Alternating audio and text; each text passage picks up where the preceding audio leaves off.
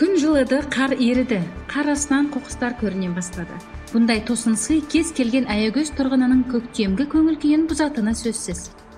Аудан әкімі Ділдәбек Оразбаев тиісті мекеме басшылары және қала әкімімен бірге қаланың кіреберісі мен көшелерге рейд жүргізді. Әкім бір тәулік ішінде барлық қоқыстың жиналуына, ал көшелер бөлім басшылар арасында бөлініп, тазалық жұмыстары уақытымен жүргізіліп тұруына нұсқау берді. Сондай-ақ қала тұрғындары арасында коммуналдық шаруашылығымен келісім шартқа отыру бойынша түсінік жұмыстарын жүргізу керек екенін айтты.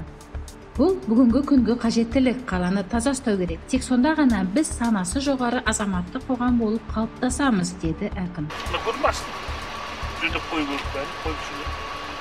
Келесі күні біздің түсірілім тобы қала көшелерін тексеріп қайтты.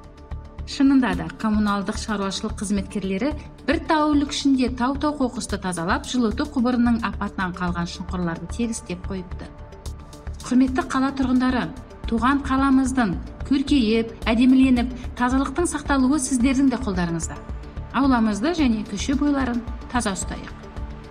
Жанар Жахат Нұрсұлу Алигулова, Реал Аягөз ТВ.